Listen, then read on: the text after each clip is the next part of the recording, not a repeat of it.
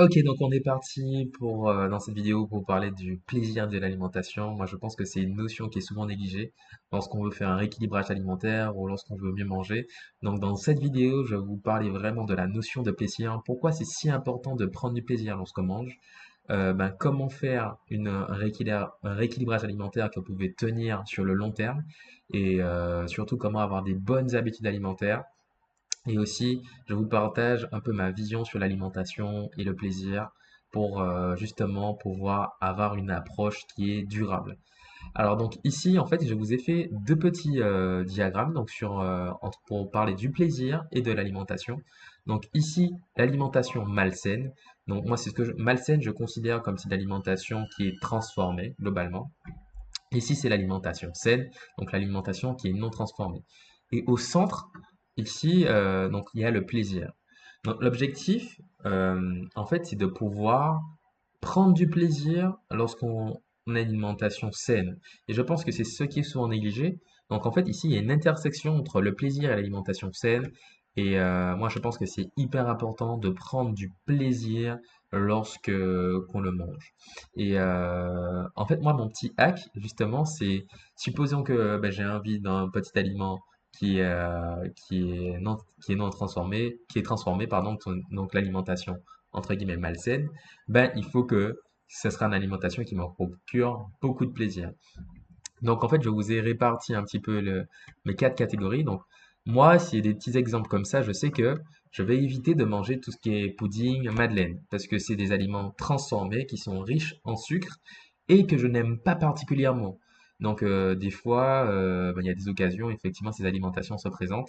Et là, je vais vraiment faire un effort conscient pour vraiment ne pas manger ces aliments-là, puisque non seulement ces aliments qui ne me procurent pas de plaisir, et en plus de cela qui sont des aliments transformés.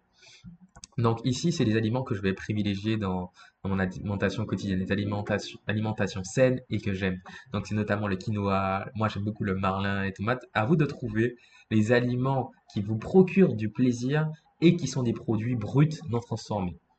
Donc il y a aussi cette catégorie-là, c'est les alimentations entre guillemets saines et que moi j'aime pas, donc tout ce qui est haricots verts et gombo. Donc là, c'est des choses qui vont demander plus de force de volonté. Il y a forcément des jours où on sera plus à l'aise et à ce moment-là, je vais intégrer ces aliments là où des jours où j'aurai plus de volonté. Donc ça c'est très important. En fait, c'est pour ça que je conseille vraiment d'appliquer cette règle-là, la règle des 20-80. Donc 80% des aliments non transformés et voilà 20% des aliments transformés dans une alimentation globale, par exemple, à intégrer sur la semaine.